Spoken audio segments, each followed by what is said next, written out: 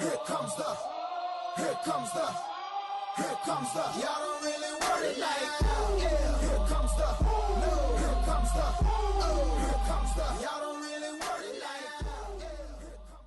Hello and welcome to another episode of the Drop Goal podcast. On today's episode we are joined by Castleford Tigers main man. It's none other than Danny Richardson. Welcome to the podcast, mate. How are you?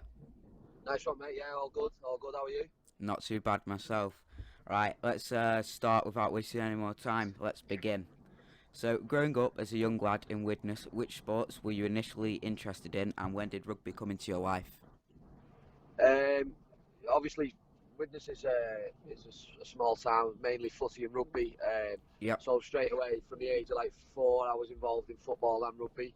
My dad always played like amateur and stuff, so he got me involved in that straight away. Yep. Alright, and would you say that once you found out about rugby league, you knew you were destined to become a pro player, or did that mindset come later on?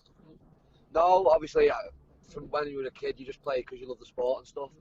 Yeah. You know, you don't ever start thinking like that until you're in your teens and scholarships and stuff start coming around. So for the first couple of years when I started playing, it was just because I love playing rugby, and I was like with my mates all the time and stuff. None of that ever even entered my mind. Alright, so you made your debut for St Helens in 2017 against the Leeds Rhinos. What was it like to put on the red V for the first time? Obviously, mate, it's an unbelievable feeling. Growing up, like you say, when you start thinking like that, and your dream is to then say, oh well, I want to play Super League one day. Yeah. And obviously, the work that I've put in over the years and the sacrifices that I've made and stuff, it made it all the better.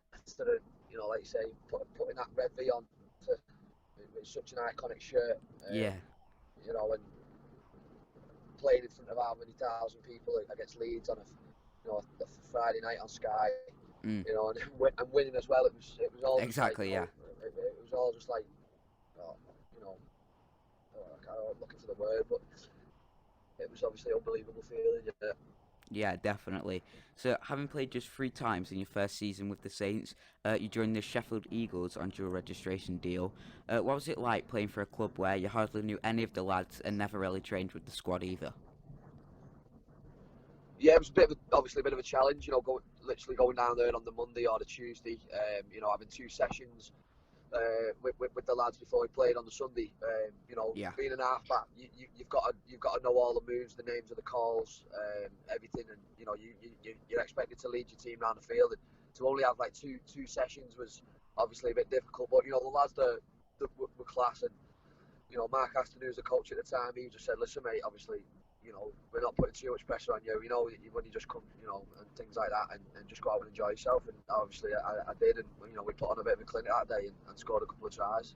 Yeah, definitely. So, for your first game for Sheffield, you were hugely involved in a 42-34 win against Swinton Lions. You scored a try and converted 7 goal kicks. When you arrived at Sheffield, was there a noticeable skill gap between the Super League and Championship? And if so, what would you say could be done in order to close that gap? Well, to tell you the truth, no. I'd only played three games, I think you said before. Yeah.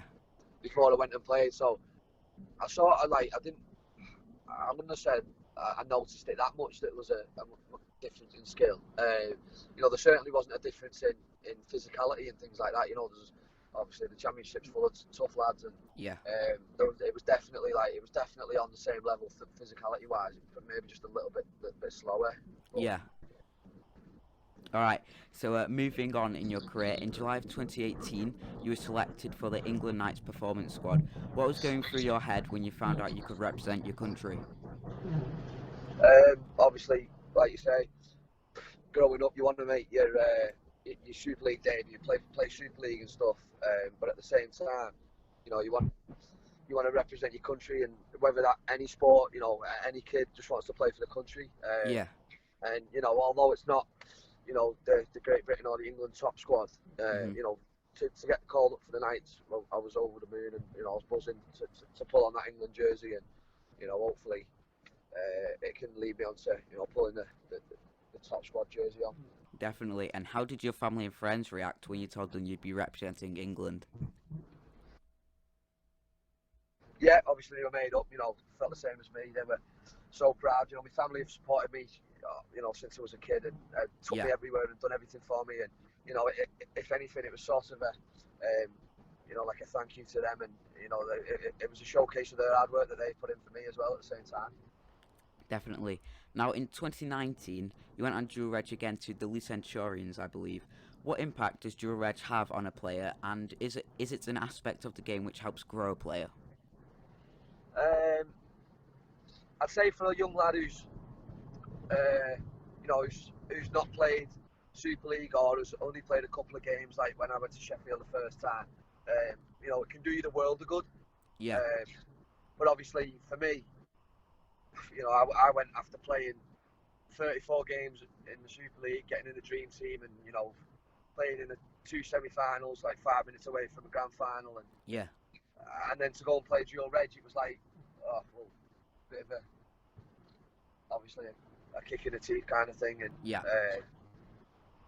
but like I just got on with it, and I enjoyed my time at Leah. The John Duffy, the coach, was class, and he sort of it was a good job I went, because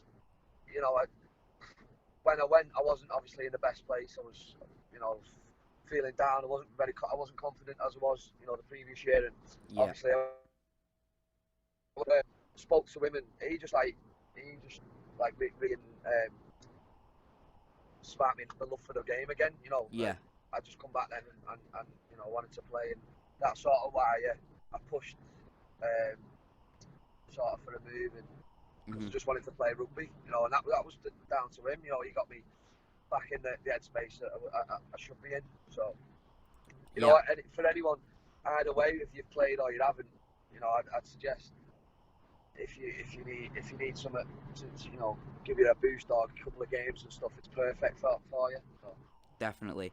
Would you say that the loan system is something that should be used more rather than dual reg? The which system? The loan? Yeah. I don't know, because it's a funny one. Dual reg, lads can go week in, or chop and change week in, week out, and you can train with them all the time. If you go on loan, you're there for good, aren't you? For a month. Yeah. And things like that. So I think for clubs, it sort of puts them off it a bit, because they can't call that player back for at least a month. Things like that.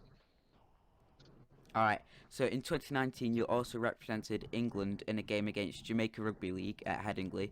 Which aspect of the international game do you believe needs to be improved in order to attract more crowds, TV deals, etc. to the international scene? I don't know, mate. I don't know. Because we've got the talent to showcase it, and the team to warrant the fans to come and watch. But I just think I don't know. Rugby league as a whole, we need to do things, to get people wanting to watch it, because it's obviously, in my opinion, it's it's the best sport in the world, and definitely, the athletes that we've got in the sport, and the hits, the skill, and everything all in one. So for me, I don't know why, and I speak to obviously everybody I know, and they love watching it. But it's just, we need to do something about, I don't know, maybe the advertising side of it is obviously improved in the past couple of years, but there's still for me a whole group of new fans that have probably never even seen the game, and would love it if they had. So. So would you say the way Super League is going with expansion, that's the right way in order to attract more fans and TV deals? Yeah, well, I don't know whether that is the right way or the wrong way, but we'll soon find out, won't we? Because obviously Toronto are in the Super League now, and I'm not sure what's going on with that off summer and things like that. But if it does kick off over there and it gets big, then why not? You know what I mean? I'm all for it. So yeah, definitely. So now, at the end of 2019 season, you decided to leave the Saints and join Castleford Tigers. Were there any other clubs interested in your signature, and what was the motivation for you to join Cass? Yeah, I know there's a couple of clubs looking for halfbacks and things like that, and but obviously the minute the agent rang me and said Cass were interested, and I was like, oh well, I don't really want to. I'm not really interested in anyone else. Yeah. You know, if obviously I spoke to Darryl Powell, and he was like, listen, mate, obviously, you know, Gailey's leaving, and we want you to be the number 7, and you're going to be playing all the time, and Yeah. that's just for me. That's just what I wanted. I wasn't really bothered about anything else. I wasn't thinking about anything else. I just wanted to play rugby, and you know, because it's only a short career, so I don't want to be spending years like I did in 2019, where you're only playing a select amount of games. Like, why would you want to do that when you know you if you have a good career, you're finishing at like 34, and you want to play as much as you can. So Definitely.